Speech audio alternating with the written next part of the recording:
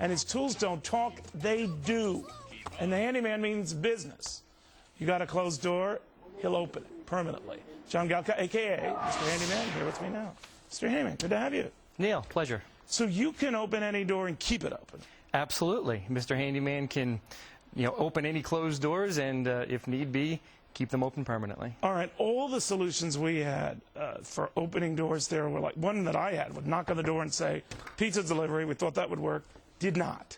Another one was to say, knock on the door. There's a problem outside. Nothing.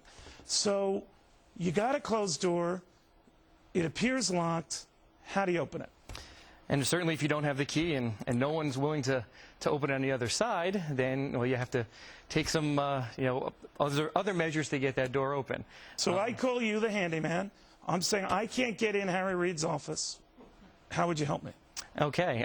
Once we've exhausted the traditional knocking and checking to see if we actually had the key, beyond that we can go straight for the lock. You take and drill that lock out, simply open the door. If that doesn't work for whatever reason, it's there's multiple locks. Have you seen this door though? I mean, I hate to break it to you, John. It's a big door. Yeah. Well, it's not even too big for you. And that can be a problem if the door is large and it has really quality locks on it, or multiple locks, locked from the inside, locked from the outside, no key. What kind of tools would you were very kind enough to bring some of your tools. Is there any that you would particularly favor in an event? Well, and certainly the one that I'm suggesting doesn't fit in my toolbox. And I'm thinking of, when you have a situation like that where the door just absolutely will not open and it's too big, and the traditional methods of opening that lock, and you get as many guys with as large hammers as you can find, and you pound on that door till it opens. You would be hammering the door. If certainly traditional methods didn't work, and you have to get inside that door. Well, John, I expect more of you. You're the handyman, and I can hammer something open. Well, once again, traditional methods. We don't have a key. Right. We've tried the lock. That's not going to work, so we're going to have to get a little more serious with that door, and we're going to What if they close pound it open? Is there a way to make sure that the door never bolts shut? I mean, let's say you do get it open, you want to make sure they never lock that turkey again. What do you do? Certainly, if the door is open, keeping it open is the easiest. But so let's say we get past and we're able to work the lock, and we can actually open that door.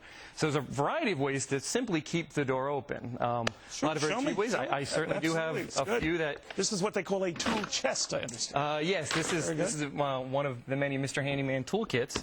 Right. And very simply, we have the rubber wedge, that item right there. Keep it forcefully, but that's easy to kick away.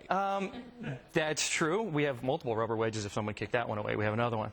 But I could still kick away multiple. That's true. So let's say that there's an issue where the wedge keeps getting kicked away. So in all that, we have some simple ones. These are very cheap, simple solutions. We have hooks that can be mounted on the wall. Another hook goes in the door, and the door is then fastened to the wall. Still a removable item. But still, it would take more effort for someone to close and bolt a door with all of these things attached. They would be telling you, we're going out of our way here. Absolutely, absolutely. I mean, there are more, commercial items for those larger industrial doors, something that may be on Capitol Hill. 10-foot high cherry wood door. Exactly that. Sure. This mounts to the door, kicks down on that door, and that door is not going to open once again unless someone takes the effort to do that. Now, I have the best way, certainly, of keeping, an open entranceway into any room. Yes. And that is simply removing that door, removing the hinges, and discarding it. And that way, you're not going to have a problem with anyone kicking out a wedge. How long would it take you to do that with a 10-foot high cherry wood door that's maybe a few inches thick? So it would be very heavy. You're a very fit young man, but I imagine you need some help. Any Mr. Handyman technician or one or two technicians could remove such a door in, oh God, I wouldn't imagine it would take more than a half hour, maybe less, to remove the door. But you'd still see the old hinges, wouldn't you? Oh, you could certainly take the hinges off, and if need be, we could even redo the frame. Spackle and paint over it, so it looked like the door was never there. We could make it a beautiful archway if there was no need for that door to ever go back. Have you ever advised people with a lot of beautiful doors in their house, remove said door to look better? There's reasons why people would like doors and openings. Now, they want to open up their house. There's no need. They no longer have the extra kid. They're off in college. Maybe they want to make that room part of the home. So they would remove the door and open up the area, make an archway, and bring that living space as part of the house in case of a bedroom or an office it's not used. Or there's the pocket door, right? That might be a more acceptable solution because it just slides. That's true. Less obtrusive. And that's completely out of the out of the way, hidden into a wall. But certainly the biggest issue is though that you have doors that are constantly being locked and there's no access. Certainly getting rid of that door and making it where there's no way to traditionally close it with a hinge door or something like that, short of barricading it with So your desks. best advice in a case like this, and people are ticked off at the door, you would recommend removing the door, no matter how beautiful it is. Maybe it could go to like a home for, unfit doors or something like Certainly, that. You would not. Habitat for Humanity. Habitat for Humanity, a very good place.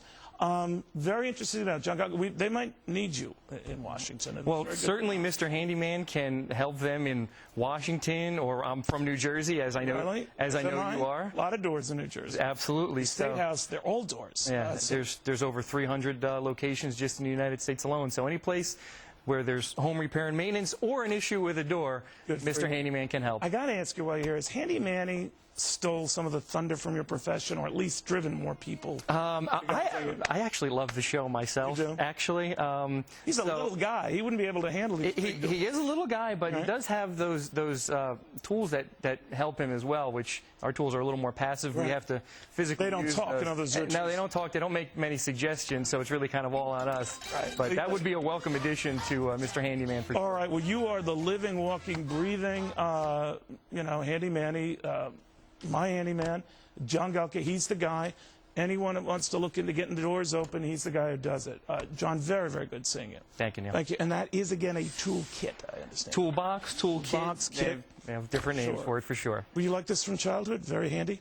Yeah, Dad started, well, we broke a lot of things as kids was the real problem. Sure. So you needed to fix those before parents came home. So I have 4 older brothers. And I hire guys like you, and it's like booking the Pope. John, very, very good to see you. Thank you for those tips.